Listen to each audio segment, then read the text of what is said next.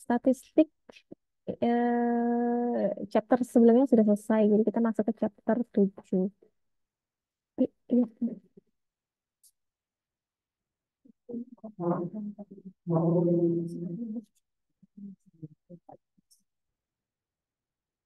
Oke, apakah sudah terlihat PPT-nya? Sudah. Oke, rekan-rekan, hari ini kita akan bahas mengenai sampling. Sampling dan distribusi sampling ya. Entah kan, kayaknya mungkin nggak cukup waktu untuk distribusi sampling ya, tapi setidaknya saya mau menjelaskan apa ya, introduction, pengantar terhadap teknik sampling, teknik pengambilan sampel.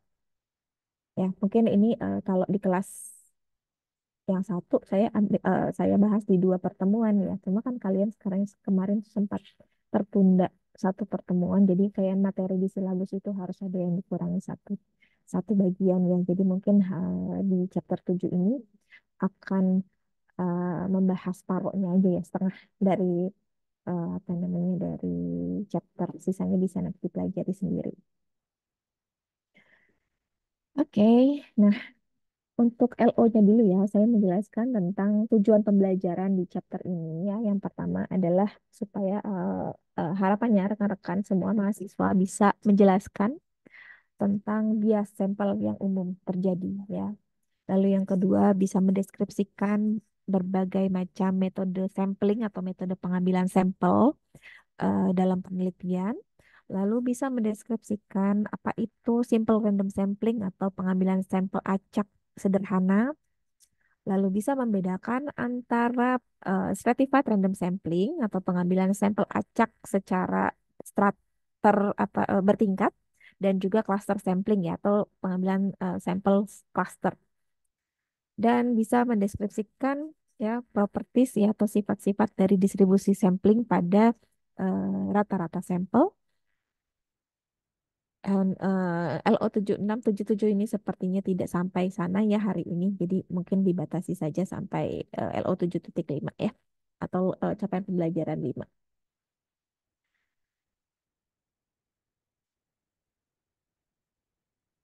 Oke, nah rekan-rekan, sebelumnya saya ingat ya kita pernah membahas tentang populasi dan sampel ya pada chapter sebelumnya. Entah itu di pertemuan sebelum atau setelah UTS. Ingat saya sih sebelum UTS ya.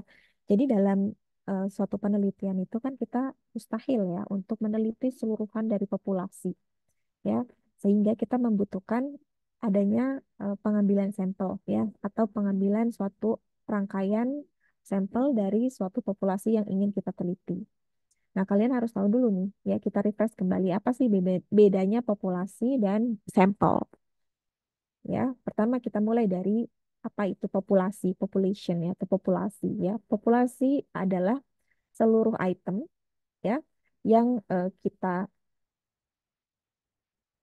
yang menjadi perhatian ya pada suatu masalah statistik. Ya, kalau misalnya dalam suatu penelitian itu berarti adalah seluruh item yang menjadi perhatian dalam suatu penelitian. Ya, nah populasi ini memiliki parameter ya parameternya ini adalah ukuran ya ukuran-ukuran atau measurement untuk mengukur apa ya seperti misalnya apa namanya tingkat apa pusat datanya gitu ya standar deviasinya. Nah, nah tapi parameter dan populasi ini unknown ya unknown atau tidak diketahui. Kenapa ya? Karena itu tadi consist all items jadi hampir mustahil untuk kita bisa mengukur keseluruhan populasi sehingga mendapatkan parameter populasi ini sangat sulit gitu ya sulit dihitung. Nah, salah satu cara untuk mengestimasi parameter dari populasi adalah dengan menggunakan sampel. Jadi kita mengambil sampel dari populasi, baru itu nanti kita hitung ya untuk mengestimasi parameter dari populasi. Nah, sampel itu sendiri adalah merupakan subset of the population ya, atau merupakan bagian dari populasi. Bagian dari populasi yang bisa kita jangkau, yang bisa kita jadikan apa namanya sampel untuk menghitung parameter dari populasi. Nah, kalau tadi populasi memiliki parameter, nah di sampel ini kita juga bisa menghitung ya estimasi untuk parameter populasi yang disebut dengan sampel statistik ya. sampel statistik atau statistik sampel. Nah, statistik sampel ini dihitung dari sampel dan digunakan untuk mengambil eh, kesimpulan ya dari suatu populasi. Jadi kita Kan kayak dari menggunakan awal sampel, menghitung ya estimasi parameter dari populasi dengan menggunakan data sampel. Sehingga itu tadi bilangnya make inferences about the population. Jadi kita bisa mengambil kesimpulan tentang suatu populasi. Nah, ada potensi permasalahan yang timbul dengan menggunakan sampling ya. Ya, kesalahan mengambil sampel, misalnya kita salah gitu ya menentukan sampel dari suatu populasi ya itu kita berpotensi adanya bias namanya ya bias. Bias ini adalah kecenderungan statistik sampel itu secara sistematik dia akan overestimate ya terlalu besar atau terlalu kecil mengestimasi parameter dari populasi. Itu yang disebut dengan bias ya. Jadi kecenderungan dari statistik sampel yang kita gunakan itu mengukur parameter populasi terlalu tinggi atau terlalu rendah ya overestimate atau underestimate.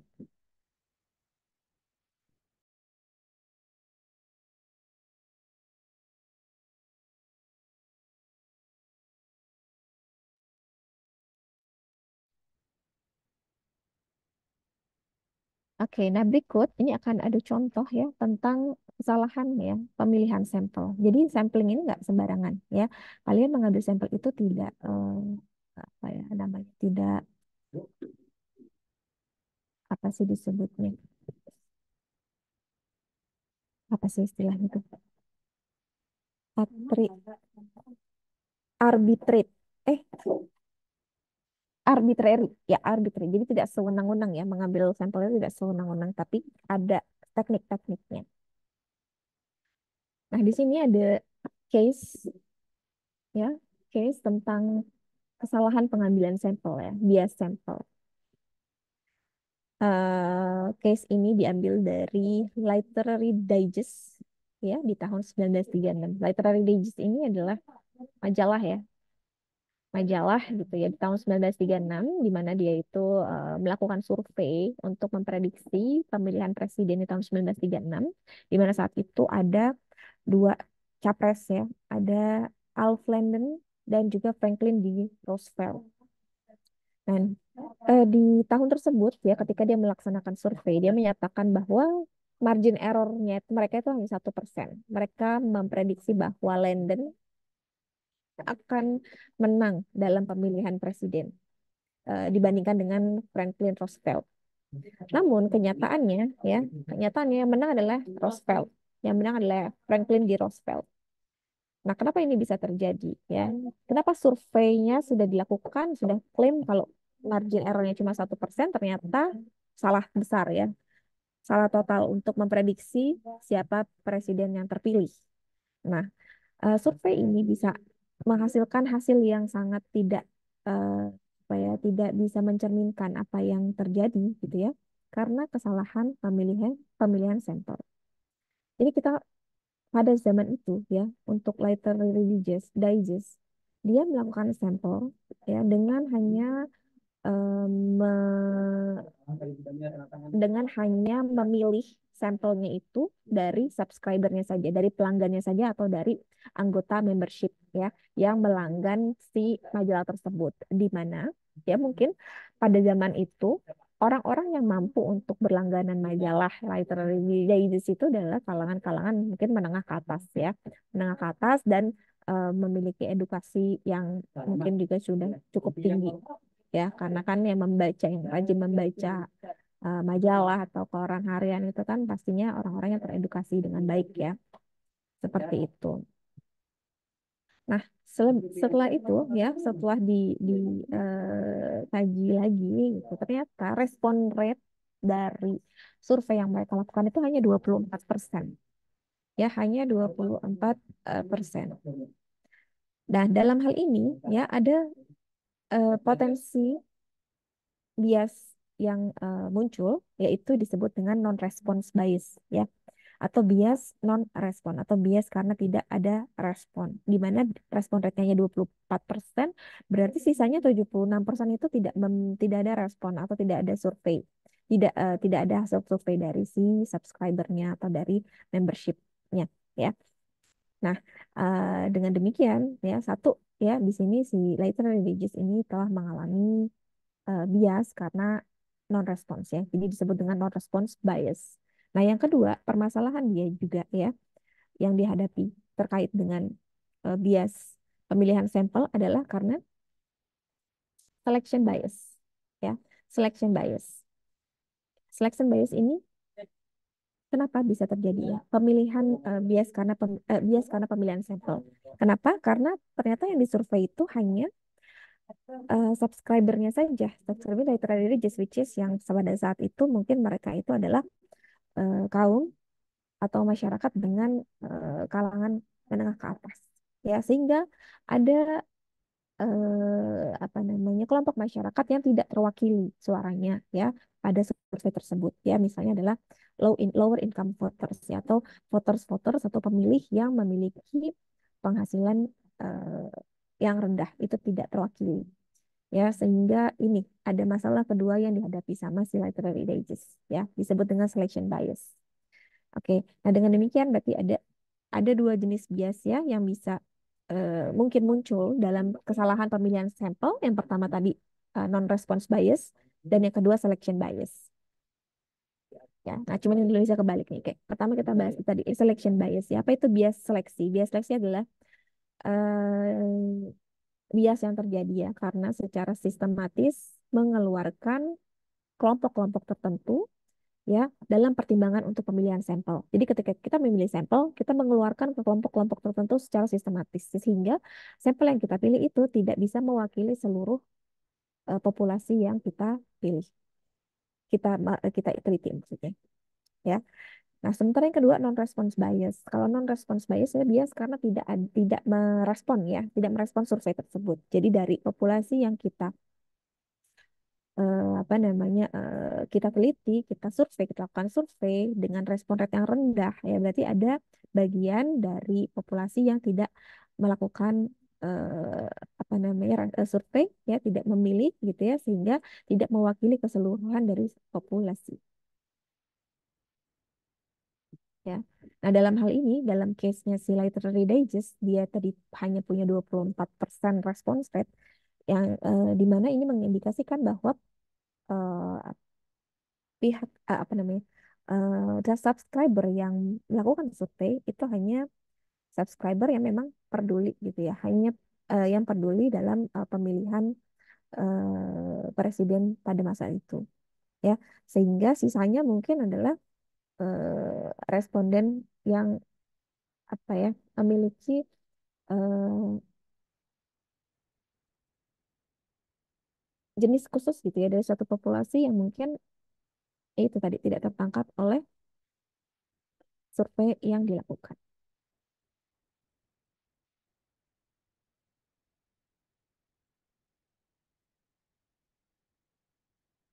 Sama.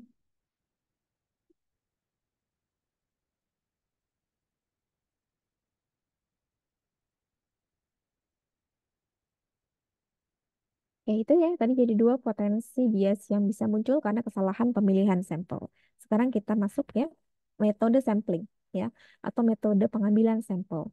Jadi dalam metode pengambilan sampel kita mengenal ada dua apa ya, dua pembagian ya, dua jenis metode sampling ya di mana nanti di masing-masing jenisnya itu memiliki metode masing-masing ya.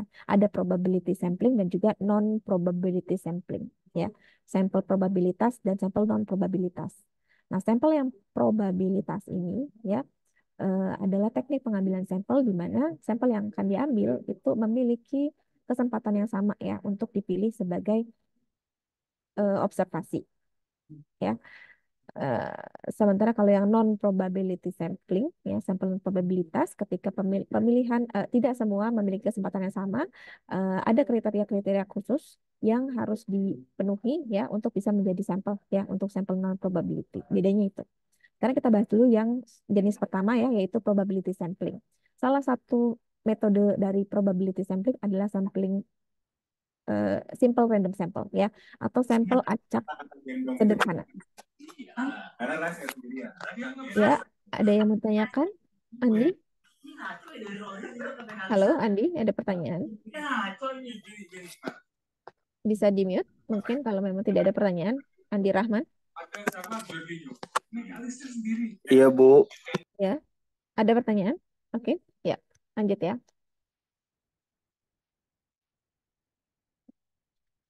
Oke, yang pertama tadi sampel acak sederhana ya. Dan sampel acak sederhana ini adalah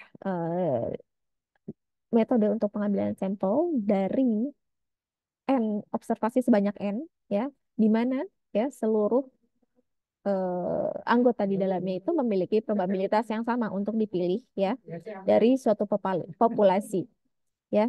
Jadi semua anggota akan memiliki probabilitas yang sama untuk dipilih sebagai sampel. Nah, hampir semua metode eh, statistika statistik itu apa ya sebentar ya, nggak bisa.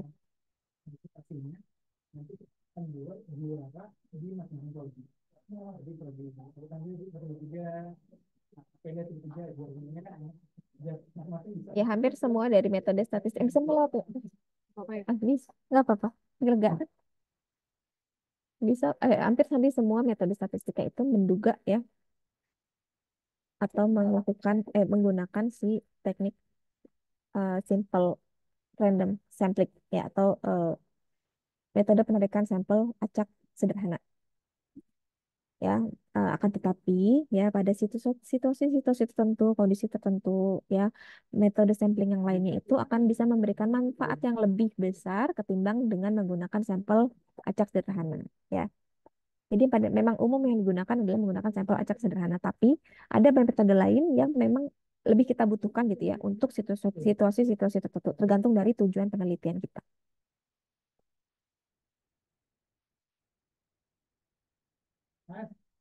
Nah, salah satu teknis untuk apa namanya memilih siapa yang akan menjadikan sampel ya dalam sampel acak sederhana ya, ini bisa kita lakukan dengan menggunakan bantuan Excel ya untuk teknisnya. Sebenarnya sih dikocok gitu ya, yang keluar namanya siapa itu juga bisa ya. Tapi supaya memudahkan menentukan siapa saja yang bisa jadi sampel, kalian bisa menggunakan Excel. Caranya gini ya, ini contoh ya, satu contoh. Di tahun 1961, the student invested 24 hours per week in their academic pursuit, whereas today students study an average of 14 hours per week. Di mana konteksnya dulu saya ceritakan, tahun 1961 biasanya siswa itu belajarnya 24 jam per minggu. Ya, tapi saat ini ya rata-rata siswa itu belajar hanya 14 jam per minggu. Nah, dekan dari suatu universitas di California, dia ini ingin melihat atau mensurvei students atau 20.000 mahasiswa yang ada di kampusnya ya untuk melihat kebiasaan belajar mereka. Ya, mereka belajarnya kira-kira rata-ratanya 24 jam atau 14 jam gitu seminggunya gitu ya. Nah, karena populasinya ini 20.000 ya, 20.000 students dan kalau kita mau melakukan survei ke seluruh students kan akan memakan waktu yang lama, memakan biaya yang besar juga sehingga diambillah sampling ya, sampling. Si dekan ini ingin mengambil sampel 100 saja ya, 100 siswa saja yang diajarkan sampel untuk mengetahui ya rata-rata jam belajar per minggu dari mahasiswa di universitas tersebut. Nah, cara untuk menentukan sampelnya siapa gitu ya, kita bisa menggunakan bantuan dari Excel. Eh, Caranya adalah pertama tentunya kita harus punya dulu daftar 20.000 students ini ya. 20.000 students ini kita buat suatu penomoran gitu ya, dari nomor 1 sampai dengan 20.000, siapa saja namanya itu kita harus sudah punya. Lalu untuk menentukan yang mana yang akan dijadikan sampel, kita bisa menggunakan bantuan Excel. Mungkin saya akan share Excel dulu sebentar. Stop share.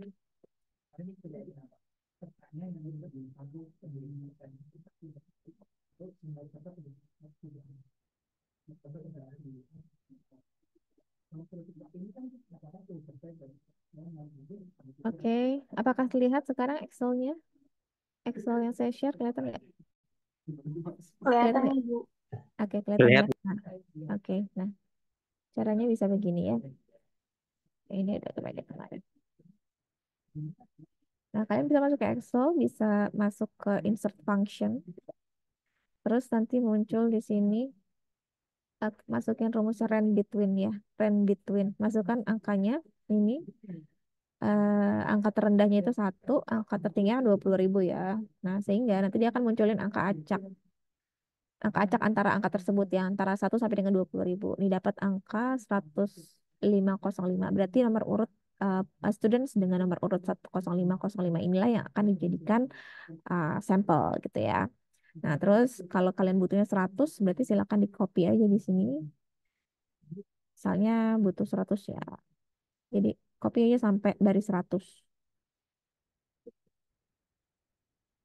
Ya ini teknis banget sih ya.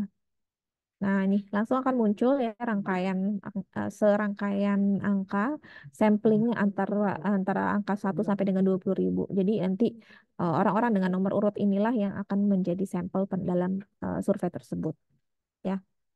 Gitu ya. Ini hanya bantu kita untuk memunculkan angka aja secara acak gitu ya. Secara random.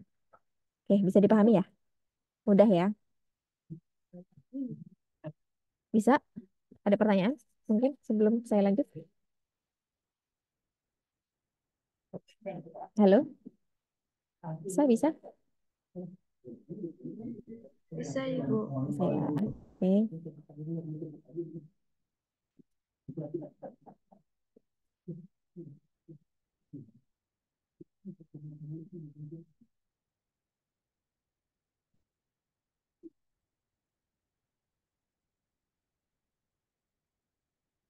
Oke, kita lanjut.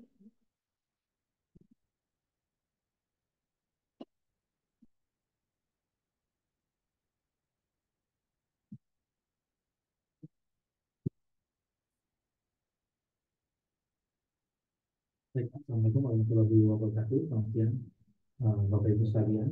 Saya nanti yang mengajukan dahulu seperti Berisik. itu dan Sebentar ya. nanti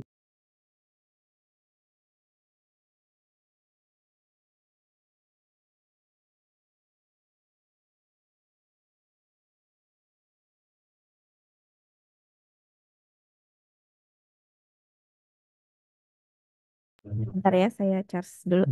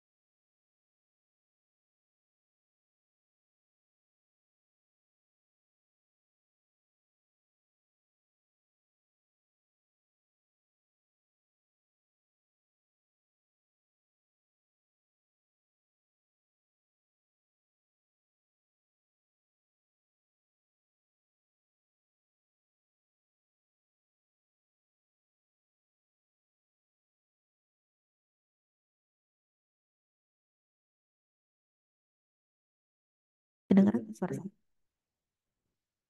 karena apa Kedengeran nggak dan suara saya kalau segini? Kedengeran, Ibu. Kedengeran ya? Ya, saya mungkin ngomongnya agak pelan ya karena disambil rapat. Uh, PPT-nya kelihatan nggak? Kelihatan, Ibu. Oke. Nah, lanjut ya. Nah, tadi selain menggunakan trend between lewat Excel untuk sampel acak, untuk apa namanya, pemilihan sampel acak sederhana, kita juga bisa menggunakan bantuan tabel angka acak. Ya, tabel angka acak itu misalnya kayak gini.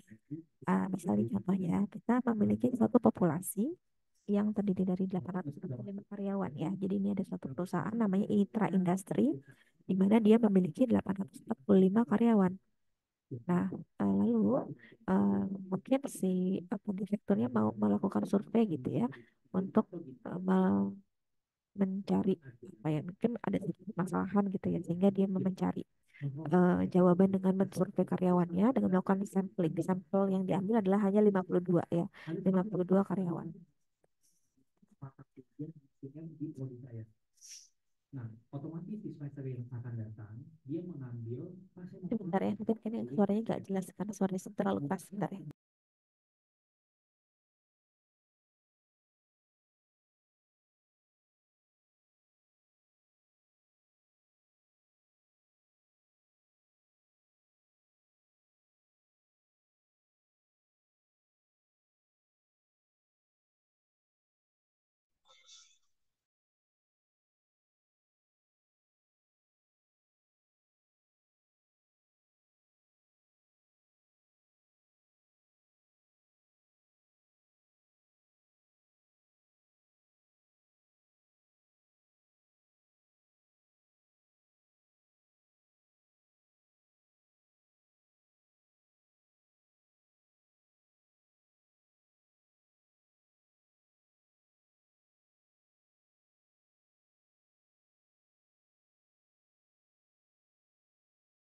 Sama dosen. Kemudian Oke, lanjut ya.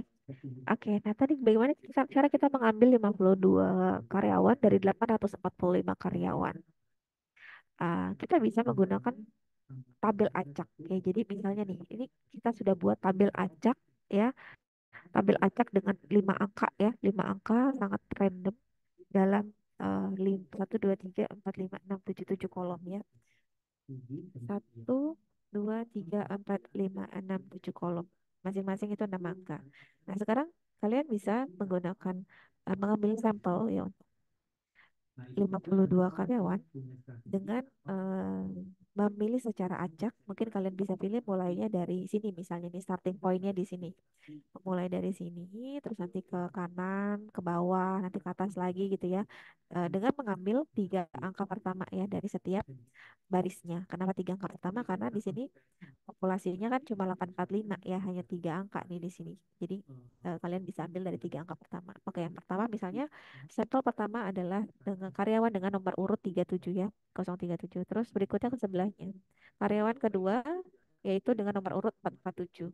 Yang ketiga 961. 961 ini kan di luar angka 845 ya, jadi tidak bisa diambil. Jadi kita langsung geser ke sebelahnya. Misalnya 784. Jadi 784 ini menjadi karyawan ketiga, next lagi 189 menjadi karyawan keempat, lalu lanjut ke bawah nih 067 gitu jadi karyawan kelima, lanjut lagi 628 itu jadi karyawan ke enam dan berikutnya seterusnya seperti itu. Jadi bisa kita menggunakan bantuan dari random table ya, tabel dari angka acak seperti itu. Kedengeran nggak sih suara saya? Jelas nggak? Kalau nggak jelas bilang aja. Saya mungkin lagi pindah tempat. Masih kedengaran nggak, teman-teman? Masih, Bu. Masih, Bu. Kedengaran ya? Nggak apa-apa ya? Kondisi gini nggak apa-apa? Gak Kedengaran apa-apa, jelas? Ibu. Oke, saya lanjut ya. Kemudian yang ketiga di instrumen penilaian. Nah, kemarin beberapa waktu yang lalu Bu Titi sudah share juga instrumen penilaian. Saya masukkan di instrumen penilaian sarjana terapan ini untuk instrumen penilaian bola. Jadi kan Bapak Ibu sudah isi LKPS ini. Oke, saya lanjutkan ke berikutnya adalah sampel sampel acak sistematis ya. Tadi kan acak sederhana, nah sekarang ada namanya systematic random sampling atau sampel acak secara sistematis. Nah, kalau tadi kan kita benar-benar random ya, ngambil sampelnya itu udah acak aja gitu ya, ada sejumlah angka secara random kita pilih. Nah, kalau systematic random sampling ini lebih terstruktur. Nah, caranya adalah dengan kita mengambil sampel ya dari item-item atau dari individu dari populasi itu kita urutkan, kita buat suatu urutan nomor urut gitu ya.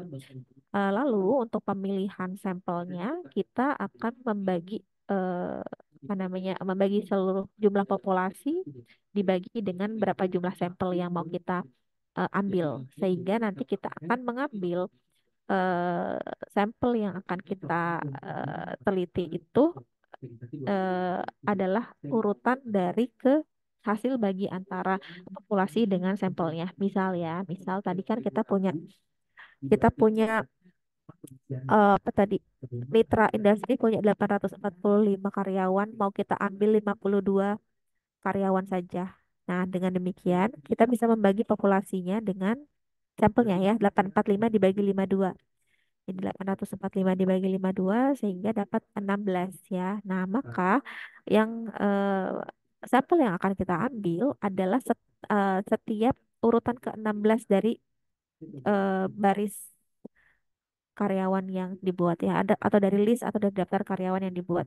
Jadi kita akan ambil yang sampel pertama itu adalah urutan ke-16, lalu sampel kedua urutan ke-32 gitu ya. Sampel ketiga itu urutan ke 48 ya. 48 dan seterusnya. Jadi setiap kelipatan 16 itu kita ambil menjadi sampel. Gitu ya kalau yang sistematik. Jadi ada struktur untuk mengambil sampelnya ya, terstruktur. Oke, bisa dibedakan antara systematic random sampling dengan yang uh, simple random sampling. Bisa ya? Untuk link Kurang lebih bisa, Bu. Oke. di kemarin saya sounding biku di bagian dokumen ini untuk upload bukti pendukungnya Bapak Ibu sekalian. Ini yang buat kemarin Bu Neta untuk kriterianya. Jadi untuk kriteria. Oke, lanjut. Kita ke metode pengambilan sampel berikutnya yang namanya stratified random sampling atau sampel acak bertingkat. Ya, namanya sampel acak bertingkat. Nah, kalau di stratified random sampling ini ya dari populasi yang ada kita membagi populasi tersebut menjadi suatu kelompok-kelompok yang mutually eksklusif ya.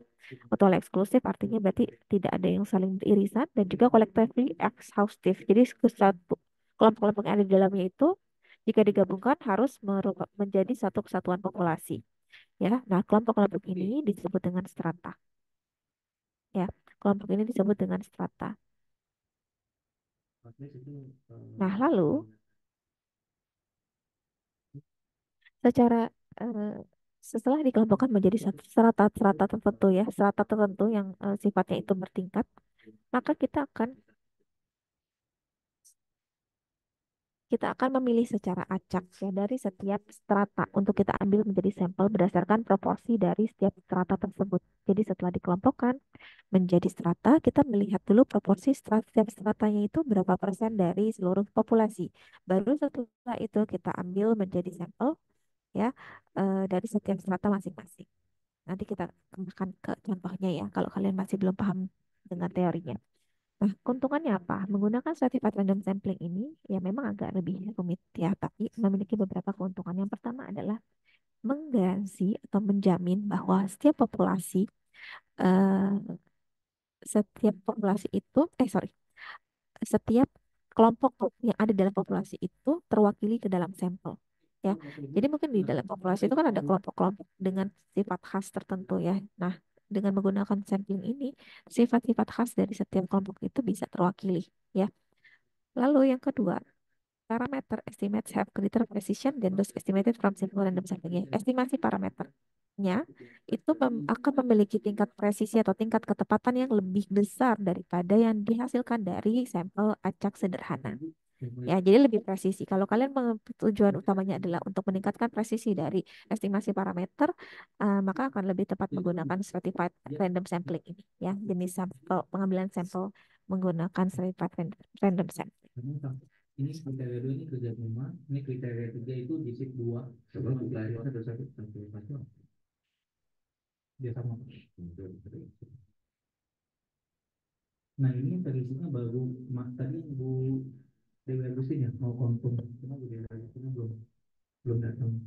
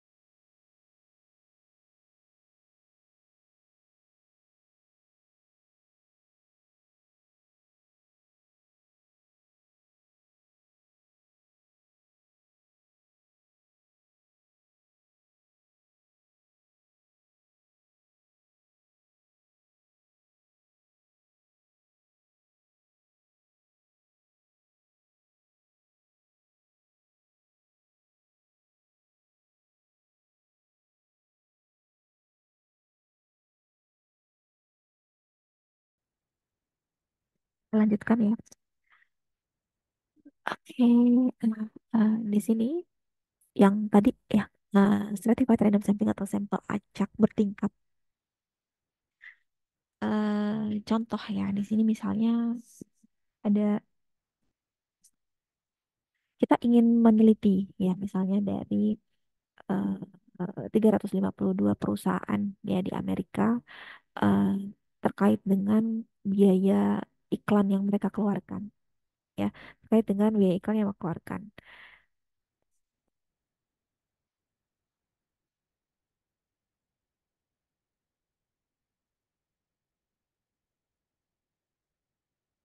Ya, jadi di sini ada data 352 perusahaan beserta dengan data biaya iklan yang mereka keluarkan. Nah, eh, untuk mengambil sampel yang representatif dari 352 perusahaan tersebut, kita bisa menggunakan sampel acak bertingkat, yaitu dengan mengkelompokkan ya 352 perusahaan tersebut berdasarkan dengan tingkat biaya, eh berdasarkan dengan tingkat profit yang mereka hasilkan ya, tingkat profit yang mereka hasilkan. Paham nggak? Oke, sebentar ya. Saya mau jelasin cepat kan suaranya harus dikontrol jadi agak-agak keputus ya. Jadi gini ya, rekan-rekan di sini ada 352 perusahaan di mana kita mau melihat kebiasaan atau kita mau melihat berapa sih biaya iklan yang mereka keluarkan gitu ya. Eh, kita mau mempelajari tentang berapa? Ada maksimal ya ternyata. Ya ada kan? Iya kalau ada. Ya udah berarti memang dipilihin aja nanti yang hanya APD kali ya gitu ya. Ya kan? Sedikit. Ya nanti bisa diutamakan yang internasional, yang APD satu punya APD, yang kedua yang internasional punya UPPS. Mungkin bisa kayak gitu. Ya.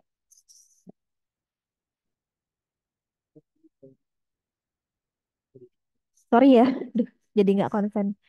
eh ya, jadi gini ceritanya tadi 352 perusahaan kita ingin melihat pola untuk pengeluaran biaya iklannya ya. Nah, dari 352 perusahaan itu kita memiliki data return on equity-nya ya, atau tingkat pengembalian berdasarkan total modal atau ekuitas yang mereka miliki. Nah, agar sampel yang kita pilih itu mewakili dari seluruh perusahaan, 352 perusahaan ini, kita bisa melakukan pengelompokan dari perusahaan berdasarkan dengan return on equity yang mereka miliki.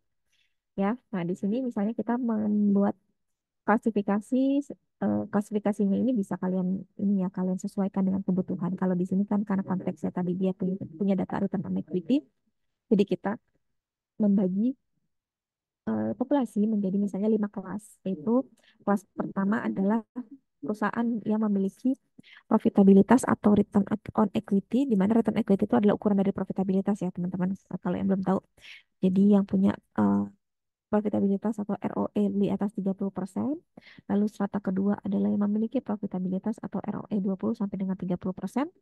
Kelas ketiga yaitu perusahaan yang memiliki ROE 10 sampai dengan 20%, dan kelas keempat yang memiliki 0 sampai dengan 10% ROI, dan untuk yang kelas kelima yang memiliki ROI defisit. ROI defisit atau ROI negatif ya. Berarti maknanya dia net income-nya itu negatif atau mengalami kerugian ya. Ya, kalau ROI itu kan rumusnya net income dibagi dengan total ekuitas ya. Jadi kalau misalnya defisit ini berarti net income-nya itu negatif atau dia mengalami loss di satu masa laporan keuangannya. Nah, sekarang dari kelima kelas tersebut kita mengkategorikan ya 352 perusahaan tersebut, berapa yang tergolong kelas pertama, berapa yang tergolong kelas kedua, berapa yang tergolong kelas tiga, keempat dan kelima dan seterusnya. Nah, ini adalah distribusinya ya. Misalnya di kelas pertama ada 8 perusahaan, di kelas kedua 35 perusahaan, di kelas 3 189 perusahaan, kelas keempat 115 perusahaan, dan di kelas kelima 5 perusahaan. Dengan total semua 352. Nah, sekarang saat sudah mengetahui berapa distribusi frekuensinya, ini balik lagi nih ke materi awal-awal pertemuan ya, sebelum UAS, UTS, sebelum UTS. Kita hitung relatif frekuensinya ya, berapa frekuensi relatif dari masing-masing kelas. Yang pertama ini 8 perusahaan ini mewakili 2% ya. yaitu 8 dibagi 352 ya. Berarti 2%, lalu 35 ini 10% dari seluruh populasi. Lalu yang ketiga nih, kelas ketiga 189 per 352 itu 54%. Kelas berikutnya 115 dibagi 35, 33%, dan 5 per 352 itu 1%. Sehingga total untuk relatif frekuensinya adalah 1. Nah, setelah kita memiliki proporsi relatif frekuensi, karena kita mau ambil sampel hanya 50, berarti kita tinggal mengalihkan saja 50 dengan relatif frekuensinya. Sehingga itulah yang akan menjadi sampel kita pada eh, teknik pengambilan sampel acak bertingkat ini. Ya, jadi ini 50 dibagi 0,02 dikali 50 ya, berarti 1. Terus 10% dikali 55 ya. 54% dikali 50, 27. 33% dikali 50, 16. Dan 1% dikali 50 itu satu orang. Ya, satu perusahaan. Jadi totalnya sampelnya 50 ya. Kalau ini mungkin nggak sampai apa 1% dari 50 mungkin nggak sampai satu ya. Mungkin setengah, tapi karena kita bulatkan ke atas ya. Jadi kita jadi satu. Kita ambil satu. Jangan sampai nggak ada yang terwakili soalnya di kelas tersebut. Sehingga kita kalau misalnya ternyata ketika relatif frekuensinya itu kurang dari satu gitu ya, kita bulatkan aja ke atas. Jadi eh, ada yang mewakili dari kelas tersebut. Oke, oke ya, oke ya, gitu. Jadi sebenarnya tinggal nyari dokumennya aja Pak, gitu.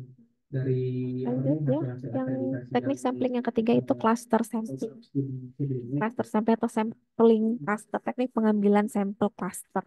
Kalau di sini bedanya ya, ini mungkin agak membingungkan kalau yang belum paham ya antara cluster sampling sama stratified random sampling. Kalau cluster sampling kita mengelompokkan, kita kelompokkan juga sama ya suatu populasi menjadi beberapa kelompok yang sifatnya mutually eksklusif dan juga collectively exhaustive ya, yang kita sebut dengan masing-masing kelompok itu dengan cluster. Nah, setelah itu kita akan memilih secara acak klaster mana yang mau kita jadikan sampel. Jadi satu klaster itu yang akan kita jadikan sampel, tidak seperti tadi. Kalau stratified random sampling kan kita ambil perwakilan dari setiap kelompok ya, kita ambil perwakilan dari setiap klaster. Tapi kalau di cluster sampling, tapi kalau di cluster sampling kalian pilih satu klaster ya udah seluruh anggota dari klaster tersebut yang akan dijadikan sampel Nanti dicek kalau di ya. pada program studi ya. Jadi yang diacak adalah pemilihan klasternya. Nah, ada advantages dan disadvantages-nya, ada keuntungan, ada kelebihan, ada kelemahan dan kelebihan dari pengambilan sampel cluster ini.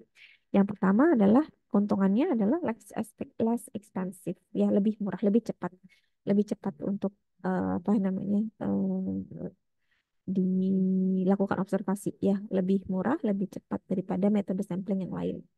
Tapi kelemahannya less precision, ya presisi atau tingkat keakurasiannya untuk mengestimasi parameter itu dia lebih rendah ketimbang dengan sampel acak lainnya ya, karena dia kan tercluster ya, sudah terpusat gitu ya di satu titik tertentu.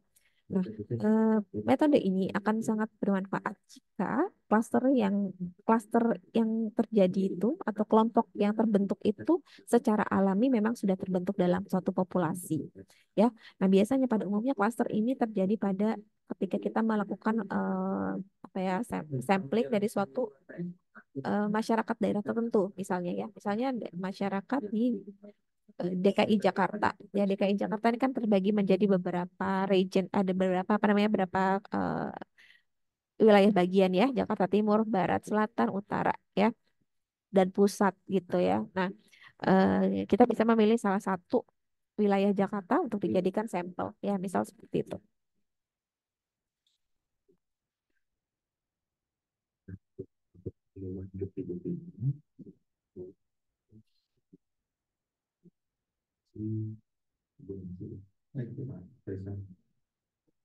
Oke, ini contoh ya. Contoh nih misalnya kita mau menentukan Iya. atau mau menentukan apa namanya ini views of residents in Oregon about state and federal environment protection policies. Kita mau mengetahui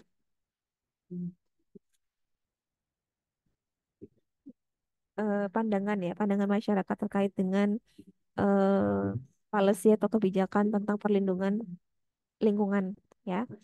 Misal seperti itu ya, bisa macam-macam ya tujuannya. Nah, di sini yang mau di yang mau di apa yang mau disurvei adalah eh, penduduk dari suatu wilayah, sebut saja di Oregon ya. Oregon. Nah, ini misalnya wilayah Oregon tuh bentuknya seperti ini. Nah, kita bisa membagi Oregon ini menjadi beberapa bagian kecil gitu ya. Di sini sudah terbentuk misalnya mungkin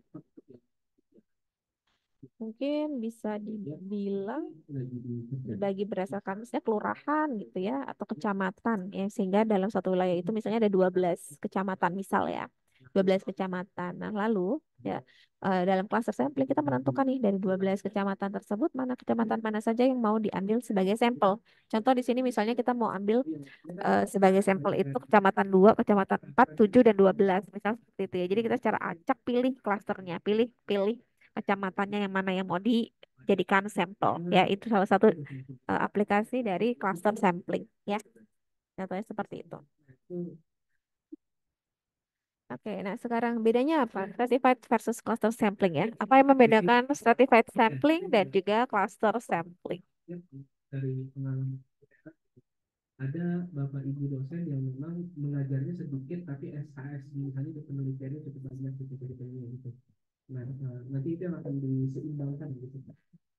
Yang ini masih dikerjain sama teman-teman mahasiswa juga dari. Oke, kalau stratified sampling, tadi kan sampling bertingkat ya. Sampelnya itu terdiri dari setiap elemen ya, atau setiap elemen atau setiap bagian dari setiap kelompok. Jadi setiap kelompok itu ada perwakilan yang di dalamnya kita ambil sebagai perwakilan sampel, sehingga sampelnya itu akan mewakili seluruh kelompok ya. Sementara kalau cluster sampling, dia nggak dari setiap semua kelompok itu diambil, hanya pilih salah satu kelompoknya aja. Tapi satu kelompok itu seluruh anggotanya atau seluruh elemen di dalamnya itu akan menjadi observasi. Ya, itu bedanya. Jadi eh, itu ya yang sangat membedakan kalau di stratified dia mewakili seluruh kelompok, tapi kalau di cluster satu kelompok yang dipilih ya seluruh anggota di dalamnya itu yang akan menjadi sampel. Lalu yang kedua, certified sampling ini akan lebih dipilih jika tujuan kita adalah untuk meningkatkan presisi atau tingkat keakuratan dari estimasi parameter. Ya, biasanya kita akan memilih ini yang sejenis stratified sampling. Tapi kalau misalnya tujuan kita adalah untuk mengurangi biaya, gitu ya, mengurangi waktu dan biaya dalam melakukan penelitian, itu maka kita akan lebih memilih cluster sampling. Tapi karena hitungannya 2.000 tetap terhitung nih, terhitung. Oh iya, sama yang ini yang di 3A1 yang. Oke, lanjut ya, sedikit lagi nih. Nah, ya rekan-rekan, populasi tadi sudah kita katakan ya bahwa populasi itu akan dideskripsikan dengan menggunakan parameter, ya. Parameter populasi itu kayak mu, standar deviasi, ya sigma, sigma, sorry. Itu adalah parameter dari populasi. Nah, parameter ini sifatnya konstan, ya, di mana nilainya itu mungkin saja tidak diketahui. Karena apa? Karena kita memang harus melakukan observasi ke seluruh anggota populasi, ya. Dan populasi itu hanya satu.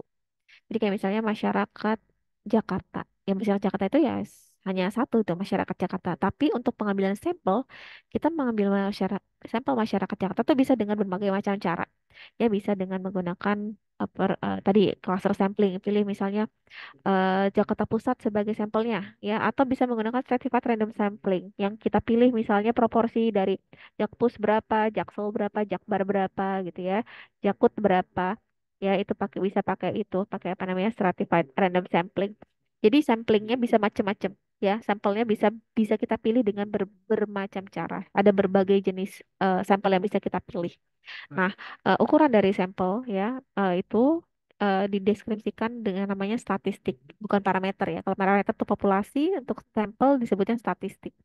Nah, statistik ini adalah variabel acak yang nilainya akan sangat bergantung dengan sampel acak yang dipilih. Jadi kalau kita mau menghitung rata-ratanya, standar deviasi dari suatu sampel itu tuh nilainya akan sangat bergantung dari sampel yang kita pilih ya, sampel acak yang kita pilih.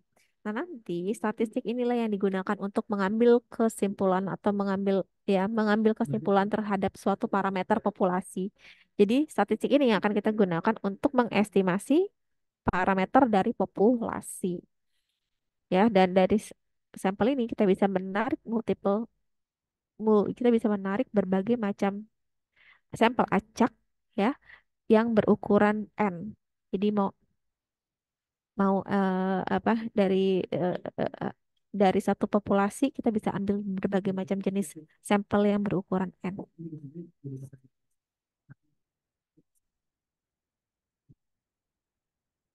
Misalnya, ini kan administrasi peraturan digital ya, gitu. Yang Oke, nah lanjut. Sini ya, di sini jelaskan ada non probability sample ya. Tadi saya sudah sempat menyinggung di awal tentang sampel non probabilita. Sampel non probabilita ini dia akan eh, menyertakan ya sampel, dia akan mempertimbangkan sampel itu berdasarkan dari judgment atau eh, pertimbangan seseorang ya dalam memilih satu sampel. Jadi ada kriteria-kriteria khusus yang memang kita tentukan, yang peneliti tentukan ya judgementnya si peneliti untuk memilih suatu sampel ya. Itu disebut dengan sampel non probabilita. Nah, selanjutnya ada istilah namanya sampling error ya atau kesalahan sampel. Nah, apa? Kesalahan sampel ini atau sampling error ini merupakan perbedaan antara sampel statistik dan juga parameter populasinya. Jadi jika ada selisih antara parameter populasi dan juga statistik sampel yang kita hitung ya itu disebut dengan sampling error. Ini ada tambahan di bukunya Jagia nggak bahas ini ya, tapi saya menambahkan beberapa jenis sampel non probabilita. Ada accidental sampling, purposive sampling, quota sampling, dan snowball sampling. Ini adalah jenis-jenis metode penarikan sampel dengan metode sampling non probabilita. Ya, yang pertama accidental sampling, sampel accidental. Nah, sampel accidental ini dipilih, suatu sampel itu bisa dipilih karena memang dia berada pada waktu, situasi dan tempat yang tepat. Misal kita mau melakukan survei kepuasan suatu restoran, ya. Nah, yang dipilih mungkin tidak seluruh pengunjung atau seluruh masyarakat yang pernah berkunjung ke restoran tersebut. Kita bisa saja dipilih karena kita sedang makan di restoran. Ya, jadi misalnya kita makan di restoran A, kebetulan ada di situ, ya karena kita ada di waktu, situasi di tempat yang tepat ketika pelaksanaan survei, ya kita bisa dipilih sebagai accidental sampling. Ya, itu maksudnya accidental sampling. Yang kedua, purposive sampling. Nah, sampel purposive ini, sampel itu dipilih karena menggunakan kriteria khusus. Ya, misal kita mau melakukan apa ya, misalnya yang biasanya nih ini di manajemen keuangan nih biasanya untuk penelitian terhadap perusahaan manufaktur gitu misalnya ya.